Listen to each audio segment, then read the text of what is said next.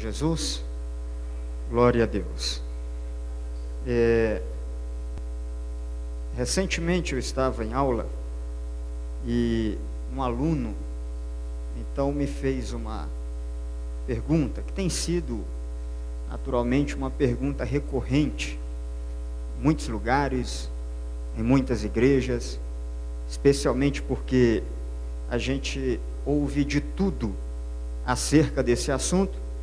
E aqui também algumas pessoas já procuraram por vezes ou o pastor ou a gente para tirar essa dúvida, e eu acho que é um momento propício para a gente esclarecer isso à luz da Bíblia. A pergunta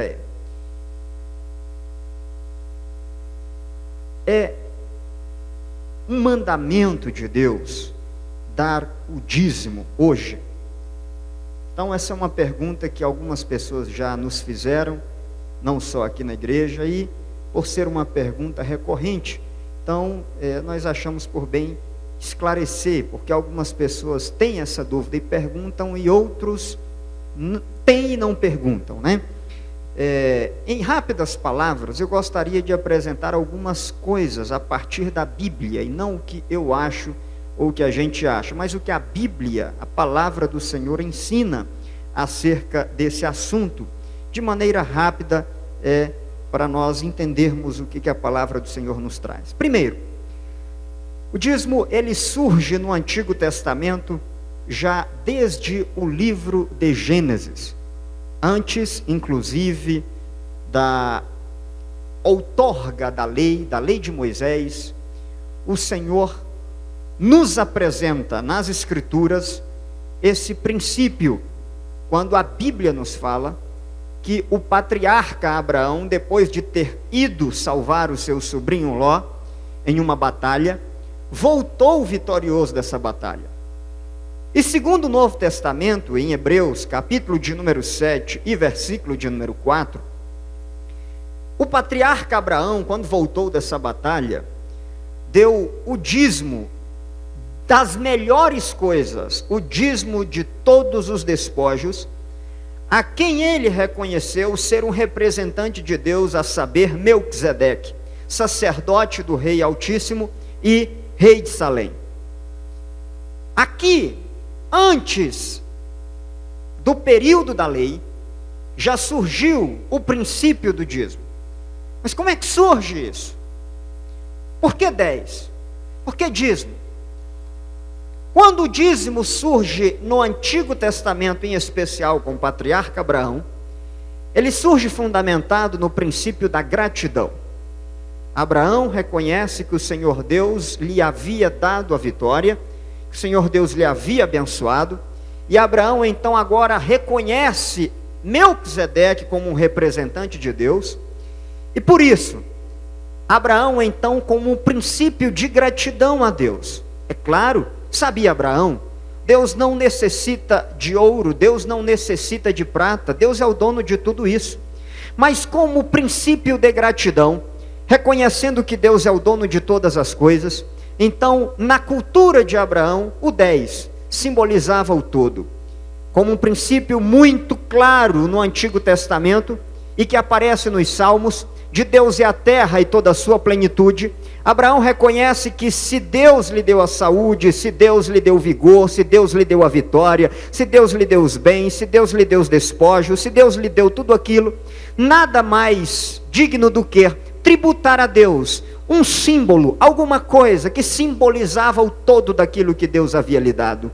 E o que Deus havia lhe dado poderia ser simbolizado pelo todo com a 10ª parte, e isso então se torna algo que surge como princípio universal, e depois então é regulamentado na lei, e depois perpassa todo o Antigo Testamento.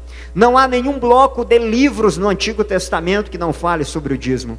O livro o Pentateuco fala sobre o dízimo, os livros históricos falam sobre o dízimo, e os livros proféticos também falam sobre o dízimo. É claro que quando falamos sobre dízimo, não podemos dizer, e nem ser irresponsáveis, e dizer que quem não dar o dízimo não vai ser salvo. É claro que a Bíblia não ensina isso. A Bíblia não ensina que a salvação depende das obras. Não, de maneira nenhuma. Mas então como entender o texto de Zacarias, que geralmente é o texto que as pessoas sempre nos perguntam, melhor o texto de Malaquias, capítulo de número 3 e versículo de número 8 em diante. Claro, e aqui eu quero em rápidas palavras explicar esse texto que é mal interpretado em muitos lugares e que eu acho que nós temos que entendê-lo corretamente. Primeiro, a Bíblia vai falar e um dos profetas se levanta em um determinado período para acusar o povo, para protestar contra o povo, e a palavra do Senhor diz da seguinte forma, versículo 8, pode um homem roubar de Deus? Contudo vocês estão me roubando e ainda perguntam, como é que te roubamos? Nos dízimos e nas ofertas, vocês estão debaixo de grande maldição, porque estão me roubando, a nação toda está me roubando. Isso é a palavra do profeta Malaquias para o povo naquele período. Tragam o dízimo todo ao depósito do templo, para que haja alimento em minha casa, e ponham-me à prova, diz o Senhor dos exércitos, e vejam se eu não vou abrir as comportas do céu, e derramar sobre vocês tantas bênçãos, que nem terão onde guardá-las. Bom, para entender o profeta Malaquias, o capítulo 3, a gente tem que voltar no capítulo 2. Como é que o povo estava roubando a Deus? Não sou eu que estou dizendo, é o profeta Malaquias quem diz, no capítulo de número 2, e o texto vai então falar para nós, melhor, capítulo de número 1 e versículo de número 8. No templo, quando as pessoas vinham sacrificar ao Senhor e tinham que trazer uma oferta ao Senhor, um sacrifício, o capítulo 1 e versículo 8 diz assim, na hora de trazerem animais, vocês trazem animais cegos para me sacrificar, vocês não veem mal nenhum? Na hora de trazerem animais aleijados e doentes como oferta, também não veem mal nenhum? Tentem oferecê-los de presente ao governador. Isso é a Bíblia que está dizendo. Será que ele se agradará de vocês? Será que os atenderá? Pergunta o Senhor dos exércitos. Em outras palavras, versículo de número 12 e outros versículos, versículo 13, e ainda mais, que canseira, ainda dizem, que canseira, e riem dela com desprezo, quando vocês trazem animais roubados, aleijados e doentes, e oferecem a sacrifício, deveria eu aceitá-los de suas mãos? Pergunta o Senhor. Para fechar o texto de Malaquias, eu gostaria de dizer ainda mais uma coisa. O povo havia voltado do exílio, o povo estava na Babilônia, o povo tinha voltado para sua terra, e o povo não estava nem aí para a construção e para o mantimento do templo. O templo tinha sido somente, os pilares tinham sido erguidos, o templo não tinha sido construído, e o povo, segundo o texto e o bloco de textos proféticos, o povo estava morando em casa de marfim, o povo estava morando em mansões, o povo estava sendo muito abençoado. No entanto, apesar de serem abençoados, o povo estava trazendo os animais aleijados, roubados, doentes, cegos, e aquilo que ninguém queria, inclusive o governador, eles então traziam para oferecer ao Senhor. É claro que agora o profeta se levanta, e o profeta naquele contexto, naquele momento, com voz profética, vai dizer, Deus não quer o resto, Deus não quer que vocês tragam aquilo que não serve para os demais, e em outras palavras, o povo deveria atentar, e então deveria reconstruir o templo. É claro que nós não estamos sem templo como estava o povo daquela época, é claro que nós não voltamos do exílio como o povo daquela época, mas em outras palavras, o princípio da gratidão, ele não foi abolido e continua válido em todas as escrituras. Se naquela época Deus não aceitava resto, é certo que o Deus de hoje também quer primazia, e Ele não quer primazia só das nossas finanças, Ele quer primazia do nosso tempo, Ele quer primazia da nossa adoração, Ele quer primazia da nossa vida com Deus, porque a vida cristã, ela envolve um todo, ela não é particionada. Eu não concordo com essa ideia de falar de vida secular e de vida cristã, como se a vida cristã fosse vivida lá fora de uma maneira e aqui dentro tivesse que ser vivida de outra forma. A vida cristã é uma unidade, não dá para dividir corpo e alma e espírito, não dá para dividir vida secular e vida cristã, não dá para dividir vida financeira e vida espiritual, não. O cristão vive como um todo, aleluia, e tudo isso deve glorificar e exaltar ao Senhor. Tá bem, mas Tiago, essa é a pergunta de todo aluno. Você falou pelo Antigo Testamento, e a minha dúvida em especial é o Novo Testamento. Fala o Novo Testamento desse princípio? Esse princípio foi abolido no Novo Testamento? Pelo que me consta, nas Escrituras, os evangelhos falam de dízimo. Pelo que me constam nas Escrituras, as epístolas falam de dízimo. Ou seja, em outras palavras, nós não vemos no Novo Testamento, em nenhum momento, o Senhor Jesus abolindo o dízimo. Pelo contrário, eu me deparava com um texto outro dia, pelo qual também lia e estudava esse texto com alguns alunos, em especial, Lucas capítulo de número 11 e versículo de número 42, que é um texto que algumas pessoas gostam de citar. E o Senhor Jesus disse: ai de vocês, fariseus, porque dão a Deus o dízimo da hortelã, da arruda e de toda sorte de hortaliças, mas desprezam a justiça e o amor de Deus. As pessoas param nesse ponto e deixam de ler o resto do versículo e dizem: está vendo? O Senhor Jesus está falando contra o dízimo. Primeiro, essa leitura está errada. O Senhor Jesus não está falando contra o dízimo. O Senhor Jesus está falando contra os fariseus, porque eles davam o dízimo, mas deixavam de praticar a justiça e o amor. Deus não quer seu dinheiro, Deus não precisa disso, Deus não precisa de ouro e nem de prata. A casa do Senhor precisa de mantimento. Agora não adianta ofertar a Deus e viver uma vida sem amor e sem justiça. Os hipócritas viviam assim. Como por aí afora, justifica-se que quando as pessoas estão com a consciência muito pesada, elas vêm para a igreja e querem dar oferta para se livrar da culpa. Deus não quer oferta para que você se livre da culpa, porque aqui nós não vendemos perdão. O Senhor quer que haja fidelidade, e a fidelidade envolve todos os aspectos da vida. Contra o farisaísmo, o Senhor Jesus falava: vocês dão dízimo, tá certo, mas vocês têm que praticar a justiça e o amor. Aleluia. E para terminar, o versículo de número 42, que as pessoas não leem: vocês deveriam praticar estas coisas. O que estas coisas?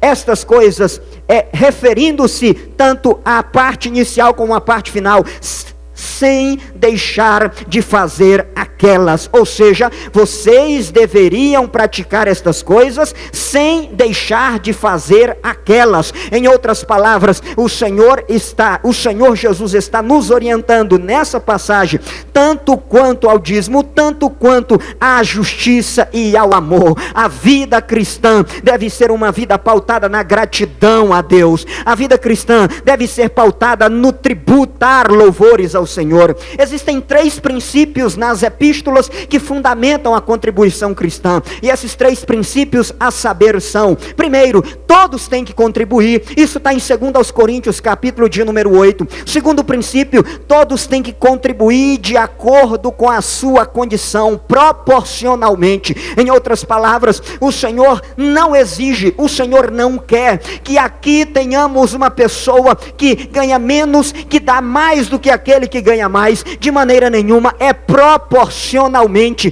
porque o Senhor é justo e o Senhor quer que você viva bem em todos os aspectos da sua vida. Mas além desse primeiro princípio, todos devem contribuir, segundo Paulo, e todos devem contribuir proporcionalmente. Existe um terceiro princípio nas Escrituras: todos devem contribuir generosamente. O Senhor não quer dízimo, é fidelidade, é um princípio de gratidão, e é também uma oferta de gratidão ao Senhor. Agora deixa eu ensinar uma coisa aqui para vocês, meus queridos. Por gentileza, não deem o dízimo por uma obrigação. Não deem o dízimo, porque se você der o dízimo por obrigação, você vai abençoar a igreja, você vai abençoar a instituição local, mas você vai deixar de ser abençoado. Sabe por quê? Porque isso não vai servir de nada para você, porque dízimo tem que ser gratidão ao Senhor. Só chega lá em cima como oferta se vier de coração, se for generosidade, se for de maneira generosa e de maneira voluntária. E aqui nós entendemos que aqueles que reconhecem esses princípios e louvam ao Senhor com o tempo, serão abençoados no seu tempo. Aqueles que louvam ao Senhor com as suas vidas, serão abençoadas em suas vidas. E aqueles que abençoam a obra de Deus com finanças, serão abençoadas nas suas finanças. Por isso, entendemos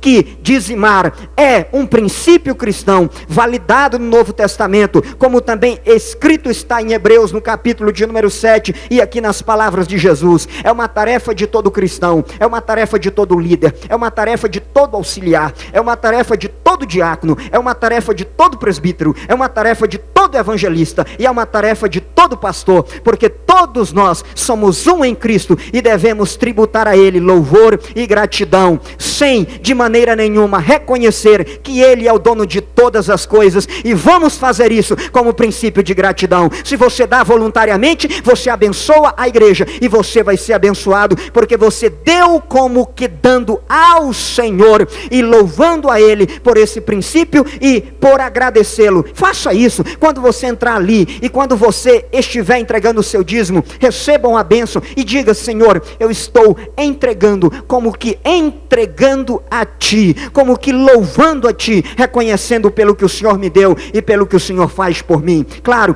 você não vai deixar de ser salvo se você não der o dízimo, mas se você deixa de louvar ao Senhor, eu quero presumir que pelo menos você vai deixar de ser abençoado, o que você pode ser, se você reconhecer que Ele é o Senhor da sua vida, em todos os aspectos, em todas as áreas da sua vida. Que Deus em Cristo nos abençoe e nos guarde em seu amor. Amém.